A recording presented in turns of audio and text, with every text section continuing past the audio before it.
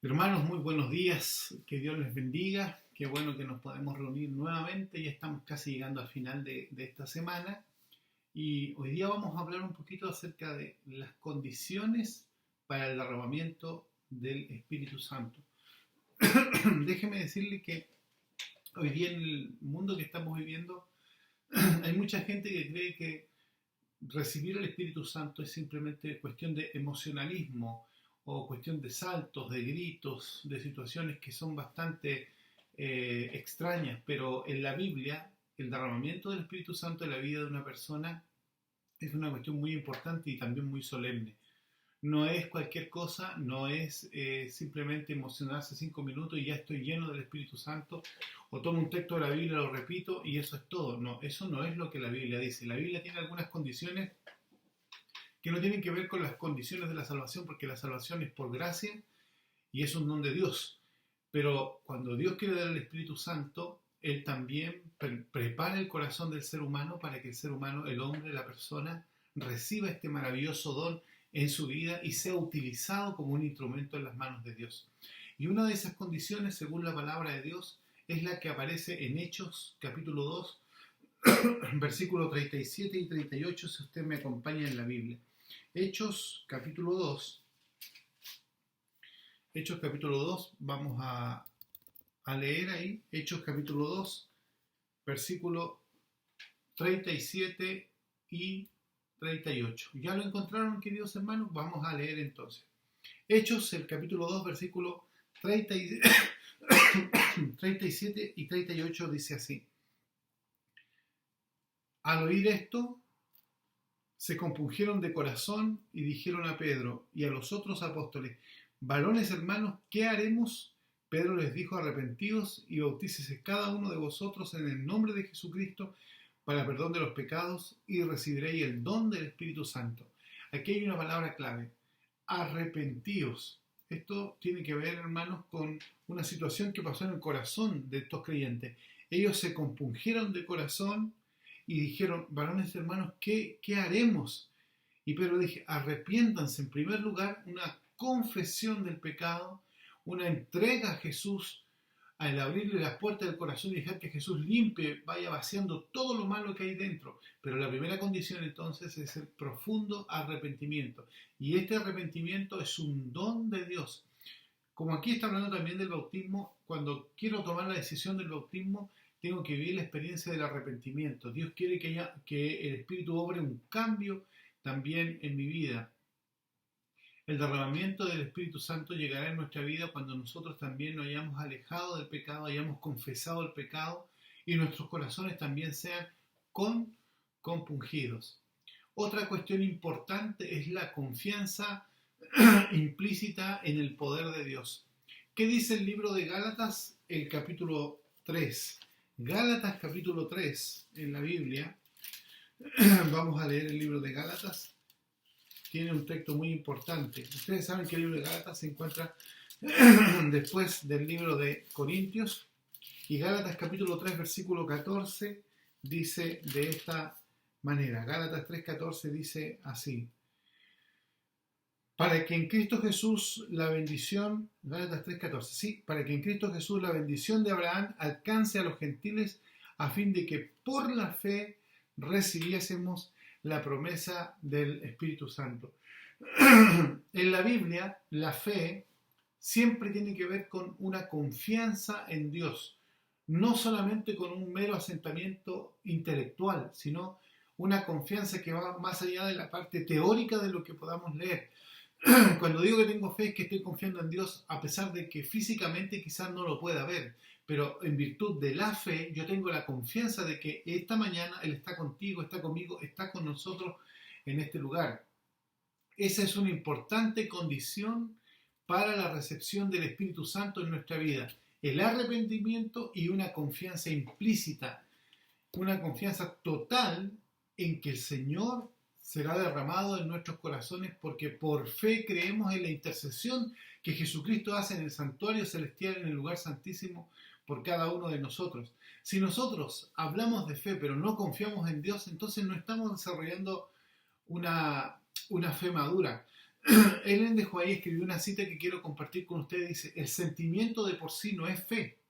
Son dos cosas distintas. A nosotros nos toca ejercitar la fe, pero el sentimiento gozoso y sus beneficios han de sernos dados por Dios. La fe verdadera demanda la bendición prometida y se aferra de ella antes de saberla realizada. ¿Qué les parece? Antes de que se cumpla ya he ejercido fe de que Dios va a obrar conforme a su divina voluntad. Debemos elevar nuestras peticiones al lugar santísimo con una fe de que dé por recibidos los prometidos beneficios y los considere ya suyos. Hemos de creer, pues, que recibiremos la bendición porque nuestra fe ya se apropió de ella y según la palabra es nuestra. Esto es fe sincera y pura, dice el Espíritu de Profecía. Creer que recibiremos la bendición aún antes de recibirla en realidad. Ustedes se recuerdan cuando leemos en los evangelios algunos de los milagros que hizo Jesús sin estar presente en algunas sanaciones donde algunos de ellos, de los personajes bíblicos, fueron a ver a Jesús porque tenían algún familiar o algún amigo o algún siervo enfermo, y a la misma hora que ellos estaban pidiendo a Dios antes de haber llegado a la casa, quizá al otro día, cuando ellos llegaron al otro día y preguntaron a qué hora fue sanado, más o menos a la hora que tú estabas hablando con Jesús en el otro lugar, en el otro lado, el Señor ya estaba obrando el milagro. O sea, ellos no necesitaron estar presentes o ver el milagro porque ya habían creído por fe que el Señor, al haberle pedido, estaba obrando un milagro en aquella persona por la cual ellos fueron a pedir ese milagro. Entonces la fe no es solo un mero sentimiento, va mucho más allá. Tenemos también que entender que cuando la bendición prometida se siente y se disfruta, la fe queda anonadada. Pero muchos suponen que tienen gran fe cuando participan del Espíritu Santo en forma destacada y que no pueden tener fe a menos que sientan el poder del Espíritu.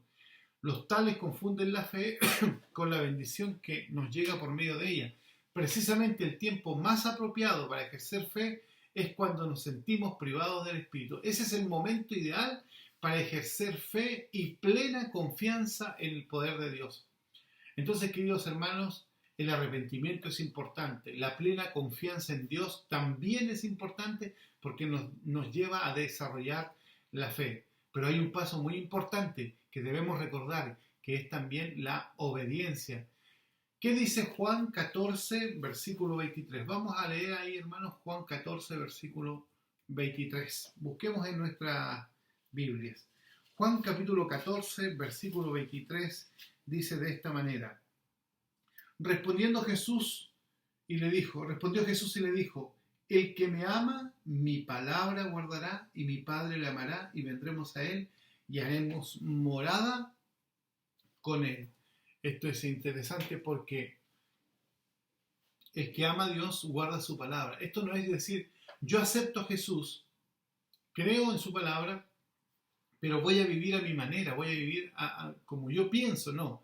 Aquí dice claramente la Escritura que el que me ama, mi palabra guardará, y mi Padre le amará, y vendremos a él y haremos morada en él. O sea, cuando aceptamos la palabra de Dios, estamos aceptando la invitación de Dios, pero también estamos aceptando que Dios nos amará, vivirá en nosotros, vendrá a vivir en nosotros a través de la presencia del Espíritu Santo. No es simplemente decir, sí, yo amo a Dios, pero vivo a mi manera. Eso no funciona de esa manera. Hay una situación importante que debe ocurrir en nuestra vida. La palabra de Dios tiene que ir produciendo un cambio en nosotros. Y nosotros tenemos que aprender a obedecer a Dios. Como lo hemos dicho antes, la obediencia es un resultado de la salvación, de la gracia en nuestros corazones. No es que nosotros obedecemos para conseguir algo, no, estamos obedeciendo porque sentimos el amor de Dios, sentimos agradecimiento a Dios y queremos obedecer porque le amamos. Eso es el resultado de la salvación en nuestros corazones. Pero cuando nosotros queremos obedecer para ganarnos algo, ahí equivocamos el camino. La obediencia es parte de la vida del que acepta la palabra de Dios, y la palabra de Dios produce cambios profundos en el estilo de vida que llevamos, en el interior y en el exterior de nuestro corazón. Otro elemento más, aparte de la obediencia, es que nosotros recibimos la comisión de compartir la palabra. Así como debemos arrepentirnos, tener una plena confianza en Dios, obedecer a Dios, también tenemos el llamado de Dios a compartir la palabra. Miren lo que dice Lucas capítulo 11. Vamos al Evangelio de Lucas capítulo 11 y vamos a leer el versículo número 13. Lucas capítulo 11, versículo 13, dice de esta manera en una parábola muy interesante que el Señor Jesús destacó en la Escritura. Esto tiene que ver con Jesús y la oración y también con el derramamiento del Espíritu Santo. Y dice de esta manera: pues si vosotros, siendo malos, sabéis dar buenas dádivas a vuestros hijos, ¿cuánto más vuestro Padre Celestial dará el Espíritu Santo a los que se lo pidan? Aquí hay algo muy, muy interesante, porque está Jesús relatando y ejemplificando la necesidad que tenemos del Espíritu, pero la importancia de cómo Dios quiere suplir esa necesidad, cómo Él está interesado en darle su Espíritu al ser humano. No solo tiene que ver con estos elementos de alimentación, porque aquí el relato comienza diciendo, en el verso 5, ¿quién de vosotros que tenga un amigo va a él a medianoche y le dice: amigo, préstame 3 panes, porque un amigo ha venido a mí de viaje y no tengo qué ponerle delante? Y aquel respondiendo desde dentro le dice: no me molestes, pues la puerta ya está cerrada y mis niños están conmigo en cama, no puedo levantarme y dártelos. Os digo, aunque no se levante a dárselos por ser su amigo, sin embargo por su importunidad se levantará y le dará todo lo que necesite.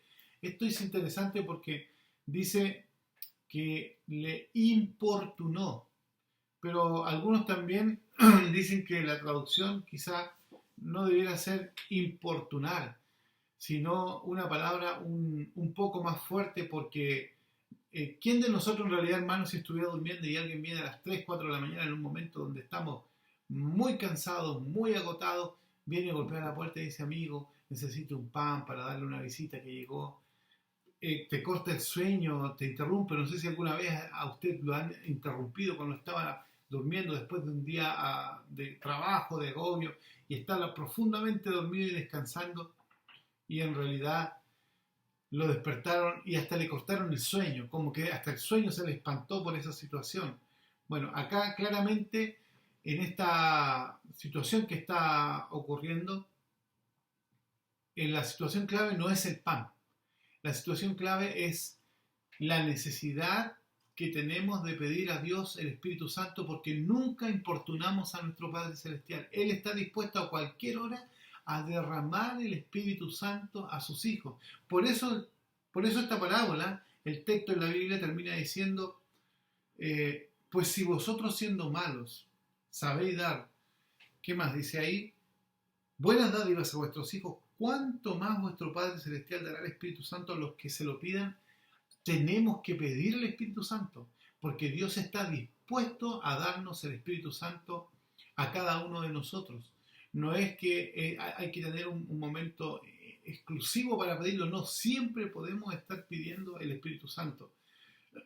Tengo una cita que quiero compartir con ustedes, dice, sobre Evan Robert, que fue el pastor que inició el último gran despertar cristiano en el año 1900, del 1900 a 1905. Y dice, hablando de este hombre, dice, estaba lleno de compasión por los que deben someterse al juicio. Y yo le dice, la salvación del alma humana me fue inculcada solemnemente. Sentía que ardía con el deseo de ir a lo largo y lo ancho de Gales para hablar del Salvador, y si esto hubiese sido posible, estaba dispuesto a pagarle a Dios para hacerlo. O sea, este hombre había pedido el Espíritu Santo, había orado, había llorado, había clamado por la salvación de las almas. Dice, y si fuera necesario, yo le pagaría a Dios para que Dios me enviara a predicar el Evangelio. O sea, estaba lleno del Espíritu Santo, y esto significa que él tenía un quinto elemento que tiene que ver con la intercesión persistente. Cuando queremos recibir el Espíritu Santo, tenemos que orar persistentemente e interceder persistentemente por aquella persona que también queremos que pueda ser salvada. Lucas capítulo 11 y el versículo 8 al 10 dice: os digo que aunque no se levante a dárselos por ser su amigo, sin embargo por su importunidad se levantará. Voy a leer el versículo 9. Y yo os digo, pedid y se os dará, buscad y hallaréis, llamad y se os abrirá. porque todo aquel que pide recibe, y el que busca halla, y el que llama se le abrirá. Bueno, recién mencionaba que quizá la palabra importunar o importunidad podría ser traducido de otra manera. Y saben que algunos dicen que podría haberse traducido como desfachatez o descaro. ¿Cómo tiene el descaro de venir a las 3 de la mañana a molestarme por un pan, a despertarme en medio de la noche?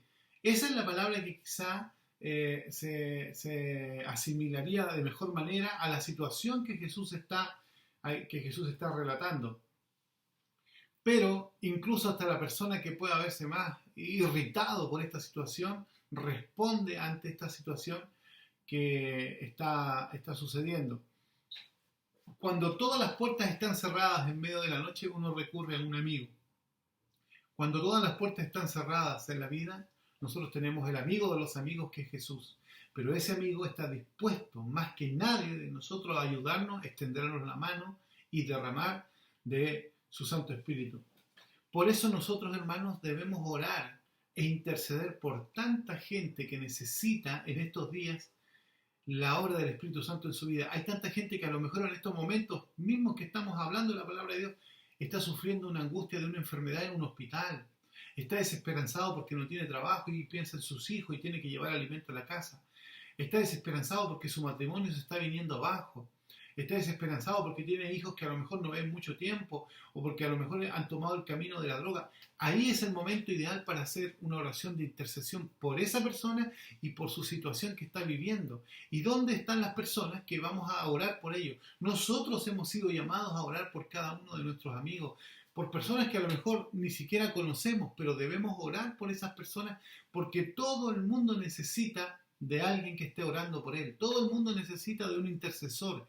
Y amigos, a veces nosotros desistimos con facilidad, oramos un corto tiempo y después decimos, no, es que ya no funcionó, el Señor no me contestó. No, el Señor quiere que seamos insistentes, porque aquí la Biblia deja claro que cuanto más nuestro Padre Celestial dará el Espíritu Santo a los que se lo pidan. ¿Y por qué dice el Espíritu Santo y no dice pan, no dice trabajo, no dice sanidad? Porque la mayor necesidad del hombre no tiene que ver con las cosas materiales, sino con la necesidad espiritual. Hermanos, cuando ponemos a Dios en primer lugar, cuando tú y yo ponemos a Dios en primer lugar, el Señor hace algo extraordinario. Él se hace cargo y responsable de todas las otras necesidades que podamos tener. O sea, si yo coloco a Dios en primer lugar en mi vida, Él me va a colocar a mí en primer lugar en todas las necesidades que yo tengo, Él las va a poner en primer lugar. A veces te ha pasado que tú dices, me falta tiempo para orar, pero cuando tú colocas a Dios en primer lugar y la primera función de tu día es poner a Dios en primer lugar, después el tiempo parece que te sobra, porque Dios es el dueño del tiempo, Dios es el que debe administrar nuestra vida. Cuando colocamos a Dios en primer lugar, Él también coloca nuestras prioridades en sus manos como en primer lugar. Y no tenemos que vivir preocupados de lo que nos va a acontecer en el día o las necesidades que tengamos, porque Dios está preocupado de todas nuestras necesidades. Pero cuando a Dios lo dejamos en último lugar, siempre nos falta el tiempo, nos falta el pan, nos falta el trabajo, nos falta el dinero, nos falta un montón de cosas. Coloquemos entonces, si sabemos esto, a Dios en primer lugar. Porque la Escritura demanda que nosotros coloquemos a Dios en primer lugar, y todas estas cosas o todas las demás cosas van a ser añadidas en nuestra vida. Es importante saber que la oración intercesora debe ser algo cotidiano.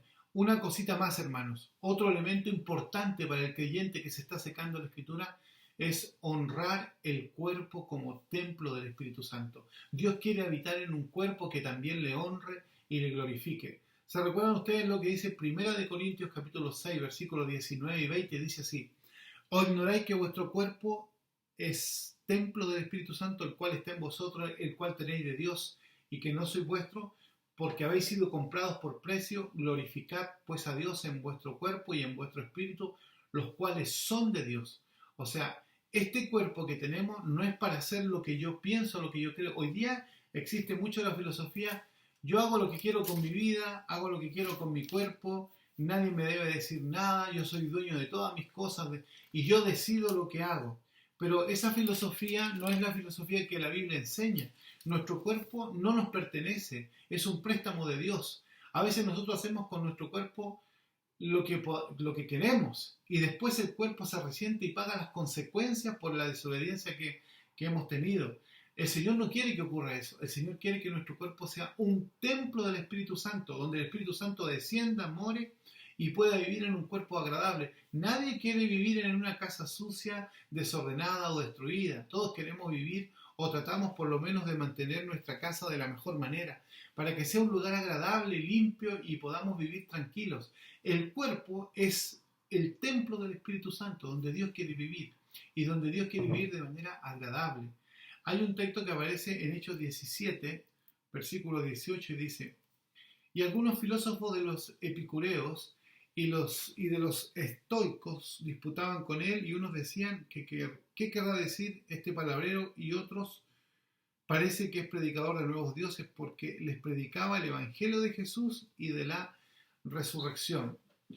Bueno, los epicureos, que eran contemporáneos a los apóstoles, creían que el mayor bien era la búsqueda prudente del placer y la ausencia del dolor. Eso es lo que estamos viviendo hoy día. La gente quiere autocomplacerse con la alimentación, con los placeres de la vida. Yo puedo llevar mi vida de manera desordenada, como yo quiera, consumir lo que yo quiera, beber lo que yo quiera, comer lo que yo quiera, pero ese no es el plan de Dios. Para que el Espíritu Santo tome posesión de una vida plena, nuestro cuerpo también tiene que ponerse a cuentas con Dios. O sea, también tenemos que hacer cambios en nuestra alimentación, en nuestros hábitos. Una de las cosas que más nos cuesta como adventistas, hermanos, es, por ejemplo, dedicar tiempo para que nuestro cuerpo descanse, para que nuestro cuerpo también haga ejercicio, para que aprendamos a caminar, a dedicar un tiempo a nuestra salud. Normalmente a veces corremos en la vida y no nos preocupamos de que nuestro cuerpo también sufre algunos desgastes. Necesitamos, hermanos, pensar que el Espíritu de Dios también está preocupado de nuestra salud, de mi salud, de tu salud, de la salud de todos nosotros. Recuerden que el mensaje de los tres ángeles dice: temed a Dios y dadle gloria, Apocalipsis 14:6. O sea, con nuestro cuerpo también glorificamos el nombre de Dios. Y eso también significa que a Dios lo glorificamos con lo que comemos, con lo que bebemos o con cualquier otra cosa que hagamos, dice 1 Corintios 10:31. El Espíritu Santo incluso afecta físicamente nuestro cuerpo porque quiere modificar nuestros malos hábitos en buenos hábitos.